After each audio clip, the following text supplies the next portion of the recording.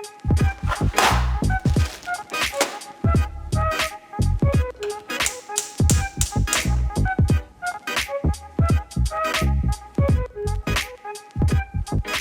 everyone, it's Mrs. Yuen again, and I'm coming to you with another brain break.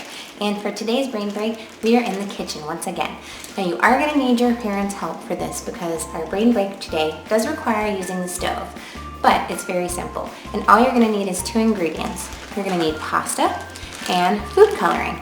And today we're going to make colored pasta. It's super easy. What you're going to do is you're going to fill a pot with water and go ahead and put it on the stove to start boiling. Then you're going to pick which color you like. I like pink, so I'm going to go with pink today. And what we're going to do is we're going to add several drops of food coloring into the boiling water.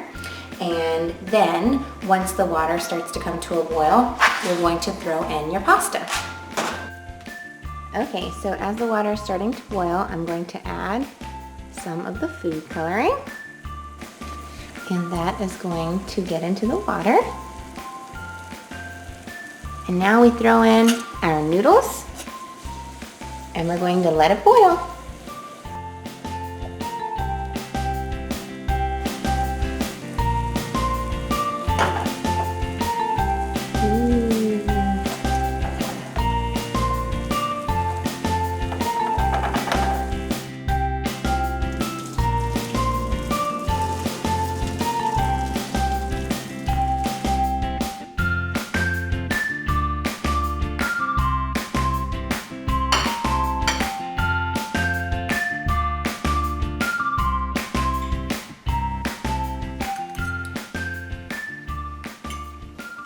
And there you have it, colored pasta.